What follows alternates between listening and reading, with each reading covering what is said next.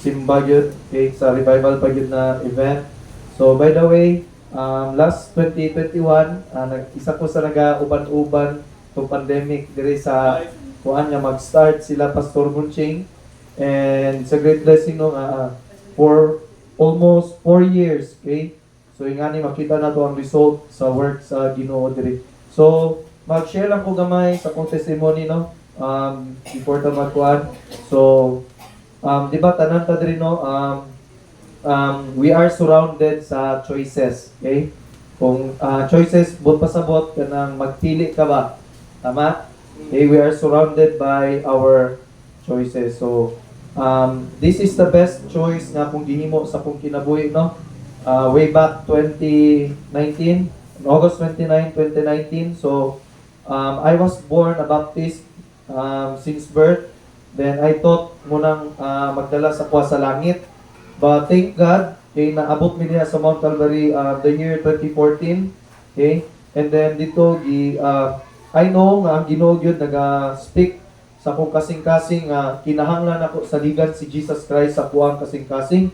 But at that time, okay, kahit gikay ko ang akong kasing-kasing because I thought nga dagan ako na-learn sa Bible, nagasimba na ako sa Mount Calvary, and then also at the same time, nagauban ko sometimes sa pagtudlo sa mga bata, and even nabaptize ko before ko na adto diya sa Mount Calvary.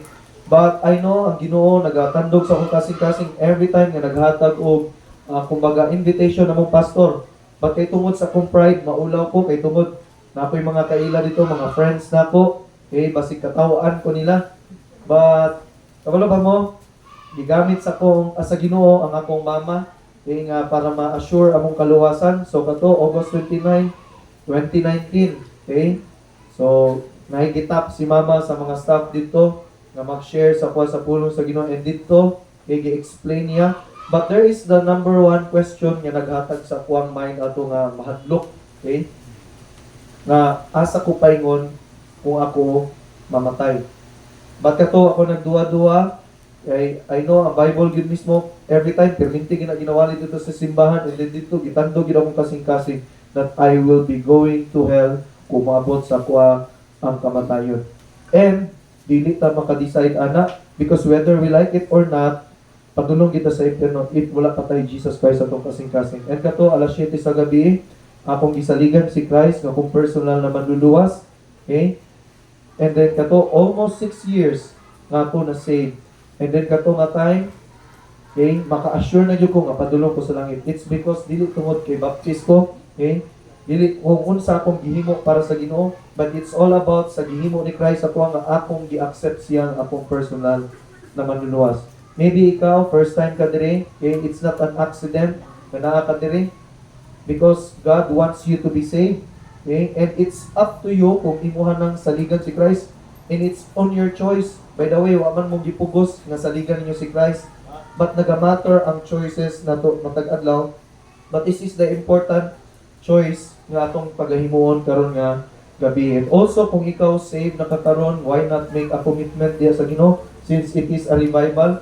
Maybe nawala na ka sa imong Bible reading, nawala na ka sa imong prayer life, and maybe wala na kay ka nag-involve sa church. Maybe this event also, as kita saved naman, and maybe you can make a commitment tonight. And even kamo mga young people, mga kids nga naa diri karon, okay? Thank God nga naa mo diri, because maka-learn mo bahin sa pulong sa Ginoo. And even sa mga members diri nga nanay mga may mga kaidaran na, okay? Ba kabalo ba mo, okay? Wala lang ta giluwas sa Ginoo. So what if kung giluwas na ta sa Ginoo, so gitigbak na ta sa Ginoo, and diretso na ta sa langit? So the reason nga gibuhi pa ta sa Ginoo, it's because God wants you nga kumbaga gamiton pa mo niya ba. Maybe someday nga managhan mo diri because nay matag usa sa inyo, nay madala nga kalag diri, because isa lang nakakalag, it's a great value na dito sa Ginoo.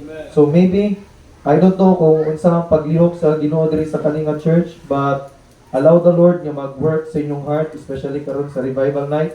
And I believe nga Kalinga Church pa ni magdako pa ni if ikaw magpagamit niya sa Ginoo. So mo na to, thank you guys sa paminaw, and hopefully ma-bless mo karon nga gabi.